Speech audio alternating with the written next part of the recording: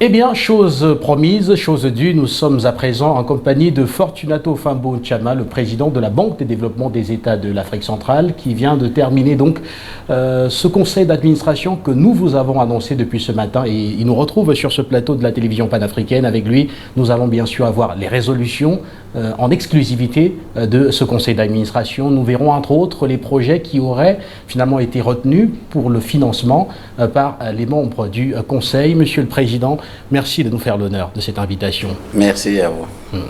Alors, vous sortez directement du Conseil et je voudrais simplement déjà commencer par vous demander ce qu'on peut dire des activités de la B2AC de l'exercice clos au 31 décembre 2020. Tout à l'heure en salle, le président du Conseil d'administration annonçait déjà un résultat net bénéficiaire, une fois de plus. Qu'en est-il exactement? Oui, merci, c'est exact. Je crois que vous avez pu détecter la satisfaction du président du Conseil et je puis vous dire que c'est une satisfaction partagée par tous les administrateurs lors du Conseil d'administration et constater que pour la 4e année consécutive, la BDAC dégage des bénéfices positifs. Et cette année, l'année 2020, a été spéciale parce que, comme vous le savez, c'était une année qui a été frappée par la crise sanitaire, qui a fait que beaucoup de sociétés ont tombé dans la disgrâce. Les projets ont connu des difficultés d'exécution. Il n'y a pas eu possibilité des importations, des intrants pour les travaux, les mobilités limitées, etc., etc. Et malgré ces situations et les efforts spécifiques que nous avions faits pour accompagner aussi bien les États que les opérateurs, en renonçant même à ce que nous pourrions appeler des bénéfices pour la banque, pour nous consacrer à l'essentiel qui est notre métier, c'est d'accompagner le développement de la sous-région. On a quand même pu obtenir un résultat net positif d'environ 9 milliards 700 millions de francs CFA, qui représente 153% des prévisions budgétaires, puisque le budget pour l'année 2020 prévoyait un résultat net de 6 milliards de francs CFA. Donc non seulement ça, mais aussi à la lumière de l'évolution de tous les agrégats de gestion de la banque qui tient bon, le conseil d'administration n'a plus que se féliciter et il y en a même qui ont même proposé une motion spécifique de félicitations à l'endroit de la direction de la banque et des équipes techniques de la BDAC. Monsieur le Président, nous étions en pleine année de coronavirus. Malgré cela, vous arrivez en avance, comme on dit souvent, très loin des attentes, pour la 4e année consécutive. On a simplement envie de se demander où est-ce que vous allez vous arrêter finalement? Bon, je crois que le développement de la sous-région de la CEMAC ne doit pas avoir fin. Ça doit être un développement continu. Et la BDAC, en tant que l'outil de développement de notre sous-région, on ne peut demander que chaque année, elle fasse un peu plus pour consolider le développement de notre sous-région. Et effectivement, pendant des années, on a souffert la situation de l'institution. C'était comme si les pères fondateurs de cette institution s'étaient trompés en cherchant à avoir un outil qui puisse accompagner leur développement. Et effectivement, comme vous le savez, ils sont des sages, ils ne se trompent pas. Il nous revient, les gens qui mettent à la tête de ces institutions, de leur réaffirmer, leur conforter dans leurs décisions en travaillant. Et c'est ça que nous disons. Il y a encore de l'espace.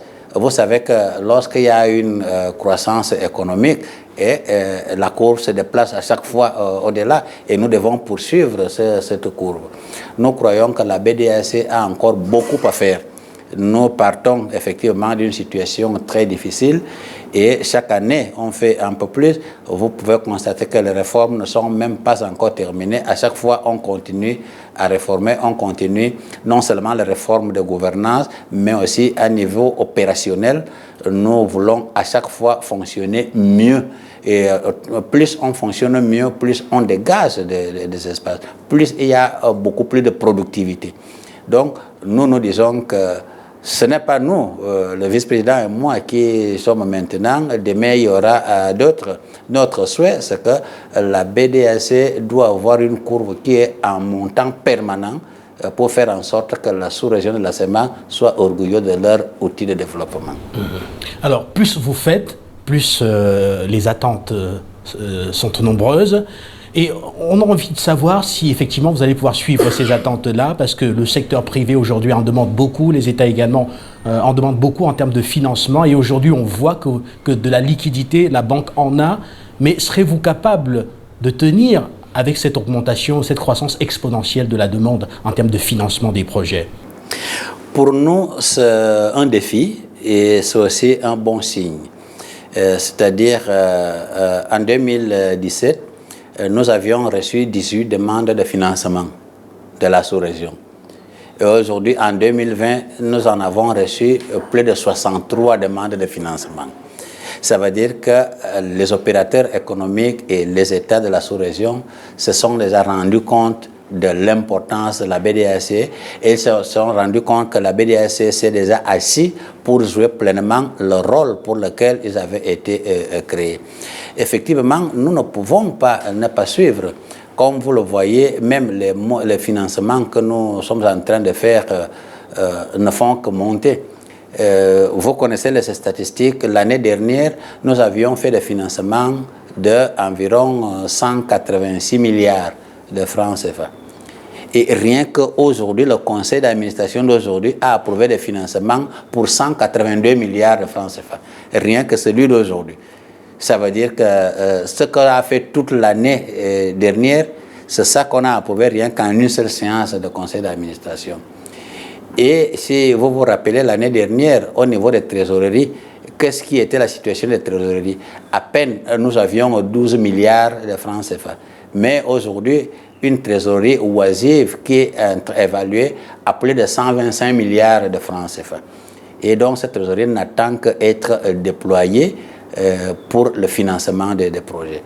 La mobilisation des ressources l'année dernière est plus de 249 milliards de francs CFA. Tout cet argent doit être destiné au financement des projets de la sous-région. Effectivement, on ne peut qu'être à la hauteur et aujourd'hui, il n'y a aucune demande de décaissement à la BDAC qui est insatisfaite de faute de trésorerie. Alors qu'en 2017, il y avait 163 milliards de francs CFA de demande de décaissement insatisfaites parce qu'il n'y avait pas d'argent. Donc, nous pouvons dire que pour le moment, nous tenons bon et notre défi, c'est déjà de continuer à tenir bon. Nous croyons qu'on a tous les éléments pour tenir bon et c'est ça notre mission. Monsieur le Président, il faut peut-être rappeler que la première phase du grand emprunt obligataire que vous avez lancé a été un véritable succès, un peu plus de 106 milliards de francs CFA collectés sur 100 milliards demandés. Il y aura une deuxième et une troisième phase pour un peu plus de 200 milliards de francs CFA attendus. Est-ce que, à partir de là, on ne pourrait pas s'attendre à ce qu'on valide au courant de cette année de nouveaux projets, pourquoi pas, parce qu'on voit que la liquidité va encore arriver. Est-ce qu'il y aura un autre conseil d'administration pour peut-être donner la chance à d'autres opérateurs de bénéficier également d'un financement BDAC? Effectivement, nos équipes travaillent sans relâche. Au moment là où nous parlons, là, il y a des équipes qui sont sur le terrain en train de faire l'évaluation d'autres projets. Ce n'est pas que parce qu'on a eu un conseil d'administration maintenant et il y a plus de travail, les équipes travaillent sans relâche. Et vous venez de parler de l'emprunt obligataire que nous avions eu, qui a été un vrai défi contre toute attente. Les administrateurs nous ont révélé, vous savez qu'aujourd'hui, la BDAC a des administrateurs qui sont hors zone, et des institutions de financement prestigieuses. Et pour eux, ils étaient sûrs qu'on n'allait pas pouvoir lever les fonds. Déjà parce que le délai était trop court. On avait à peine une semaine. Ensuite, c'était une période de fin d'année. Là où toutes les institutions ont déjà bouclé les opérations de financement et autres. Et en plus, il y avait le coronavirus. Et puis, c'était une période de vacances. Et c'est à ce moment-là que nous sommes allés pour lancer l'emprunt.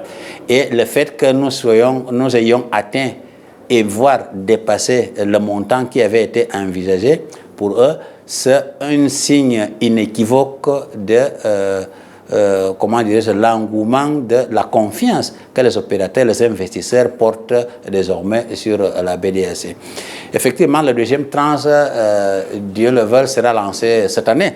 Les équipes techniques de la banque sont déjà en train de travailler pour préparer ce nouvel emprunt. Et croyez-nous que tout ce que nous voulons, c'est nous nous sommes pris un engagement qui est un peu confidentiel, qu'on va vous faire la confidence. Nous nous sommes dit que plus jamais un projet productif, un projet qui est bien structuré, la zone CAC, CEMAC, qui puisse être mis dans les tiroirs faute de financement pendant que la BDAC existe. Donc voilà quelque chose que nous-mêmes, nous nous sommes promis. Ça veut dire qu'il y aura toujours les moyens pour accompagner les projets que les analyses techniques estiment qu'ils sont viables. Si vous en avez un, soyez tranquille, la BDAC va vous accompagner. Merci beaucoup, Monsieur le Président. Et d'ailleurs, nous rentrons maintenant dans la deuxième partie de cet entretien consacré justement aux projets qui ont été validés par le Conseil d'administration.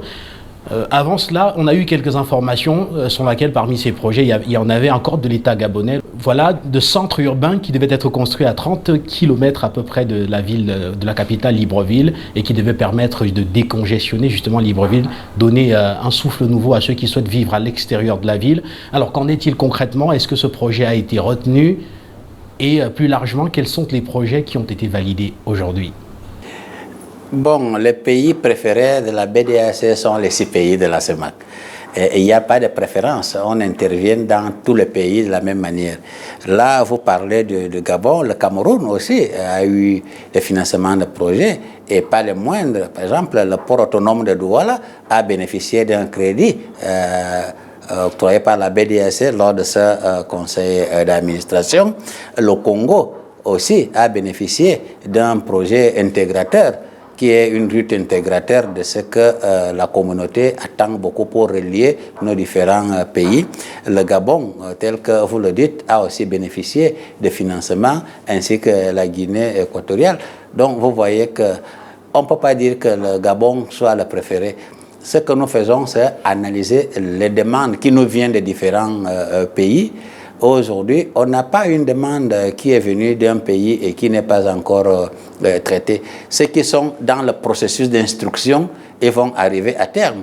Mais une fois que ça arrive à terme et on juge que c'est financier, à ce moment-là, on le passe au comité de crédit et par la suite le conseil d'administration. Donc, le Cameroun, effectivement, a bénéficié des financements. Le Congo a bénéficié des financements. Le Gabon a bénéficié, ainsi que la Guinée équatoriale. C'est toute cette enveloppe qui fait le montant qu'on a parlé de 182 milliards de francs CFA. Mais au-delà de ça, ce qui est important, c'est que si vous avez un projet qui coûte 100 milliards, mais vous avez besoin de financement de 30 milliards, vous n'avez pas ce financement, le projet ne peut pas aller de l'avant.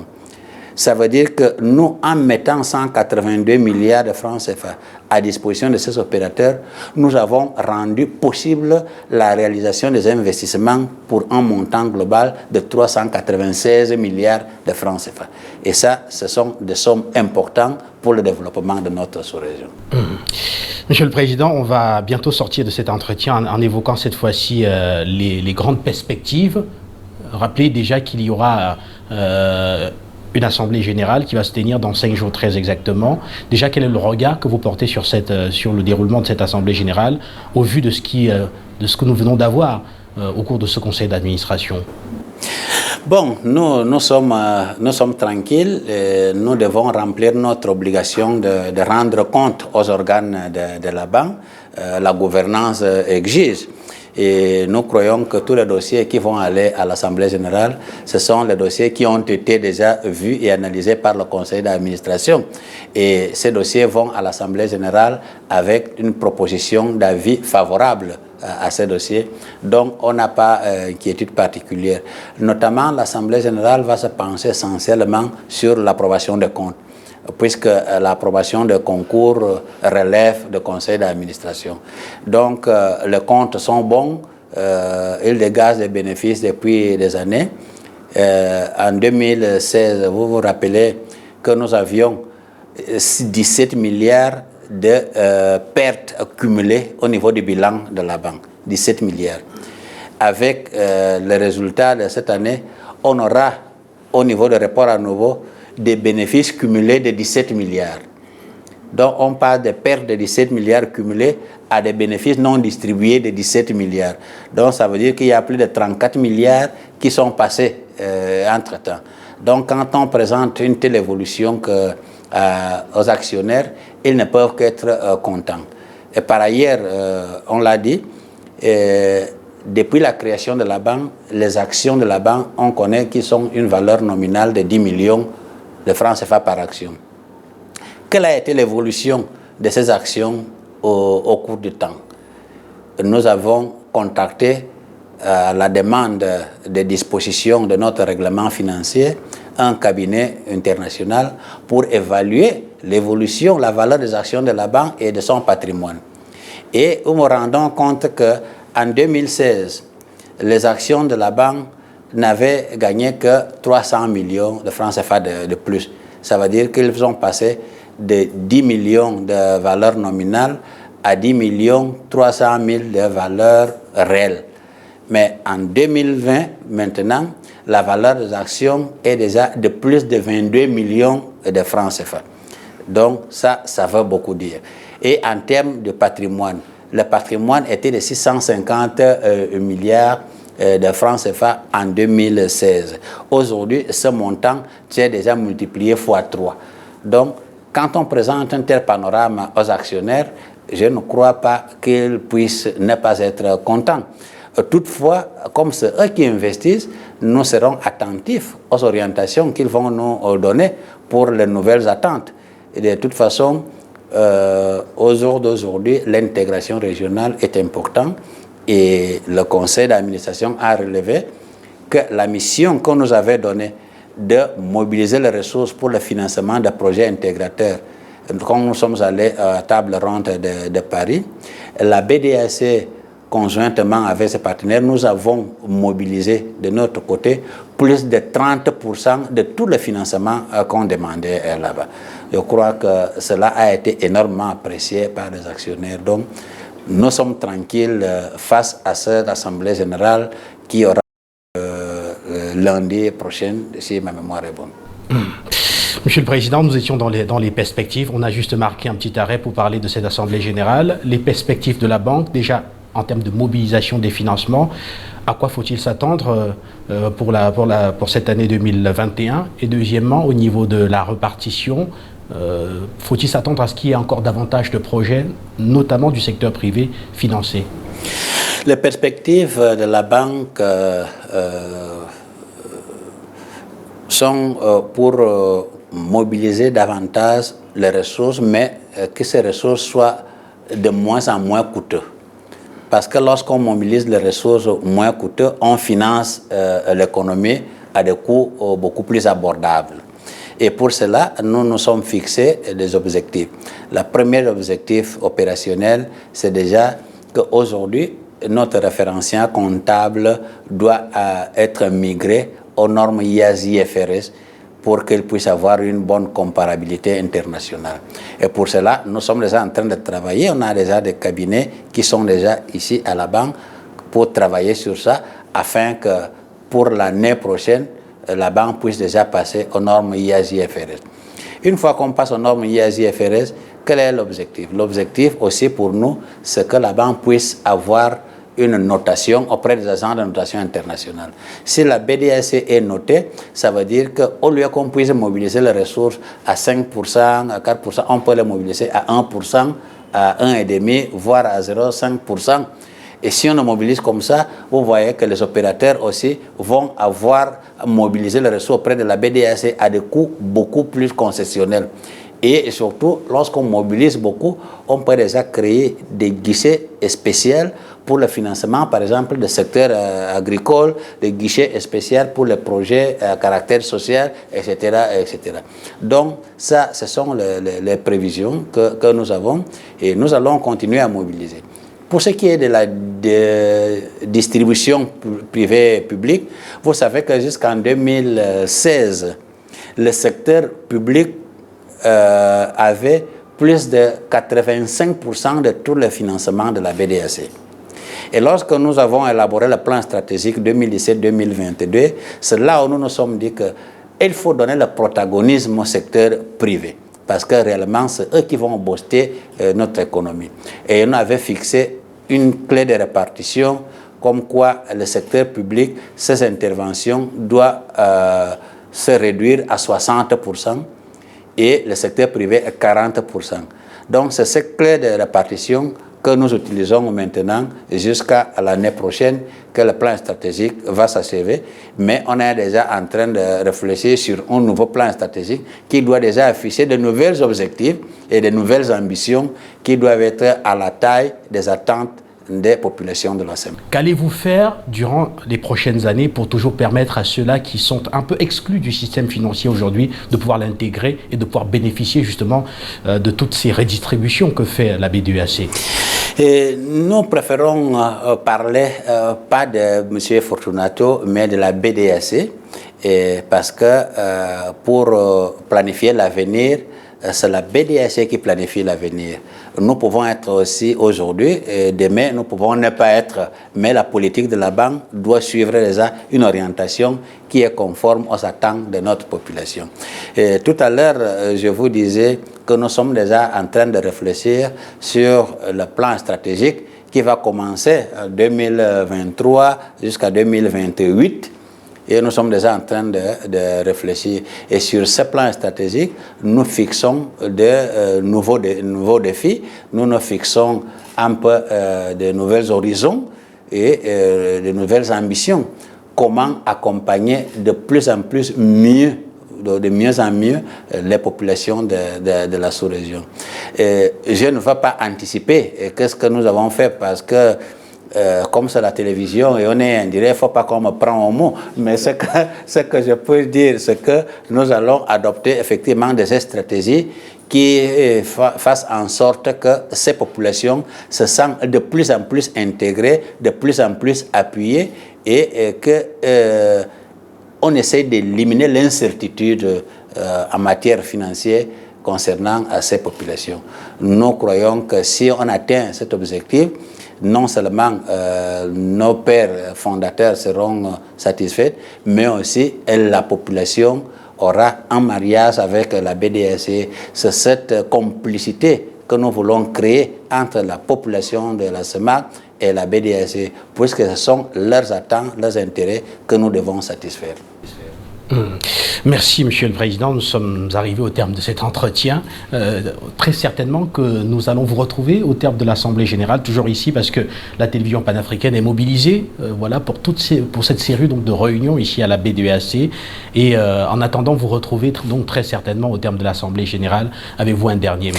Simplement, déjà, vous souhaiter la bienvenue pour cette Assemblée Générale et dire que nous aussi, nous sommes fiers de la télévision panafricaine. Et vous savez que la BDAC, nous avons l'habitude de travailler avec aussi nos médias, vous-même et autres médias qui sont plutôt africains. Nous croyons qu'il ne faut pas aller chercher ailleurs ce que nous avons chez nous. Et c'est ce que nous disons aussi aux opérateurs. Nos opérateurs ne doivent pas aller dans d'autres régions à chercher ce qu'ils peuvent trouver à la BDAC. Donc, nous sommes fiers d'avoir la télévision panafricaine et croyez-nous que nous allons travailler de manière inlâchable avec vous pour que les réalités de l'Afrique soient diffusées par notre télévision panafricaine.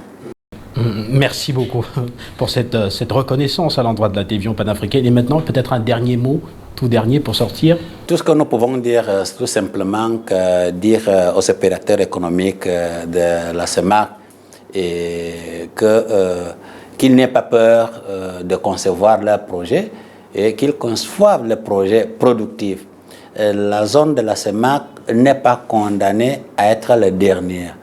Il n'y a pas raison pour que ce qui se fait ailleurs ne puisse pas être fait dans la zone SEMAC. Les autres ne sont pas des super-hommes. Ça veut dire que ce qu'on fait là-bas, nous aussi, on peut le faire ici. Ayons confiance en nous-mêmes, ayons confiance en nos institutions. La BDC, en tout cas, est là pour soutenir tous vos efforts et nous allons continuer à travailler pour répondre à vos besoins de financement pour que le développement de l'Afrique centrale, de la CEMAC en concret, aille de l'avant. Donc merci à la télévision panafricaine et merci à ceux qui nous écoutent. Merci à vous, Monsieur le Président. Voilà, nous sommes arrivés au terme de cet entretien. Nous allons rester ici à Brazzaville et voilà, nous allons vous proposer de nombreux décryptages, on l'a dit tout à l'heure, qui vous permettront de mieux comprendre les actions de la Banque, de mieux comprendre également les projections de la Banque de développement des États de l'Afrique centrale, afin que vous soyez le plus renseigné possible autour de cette banque qui, aujourd'hui, se retrouve au cœur du financement des économies de l'Afrique centrale. À très bientôt.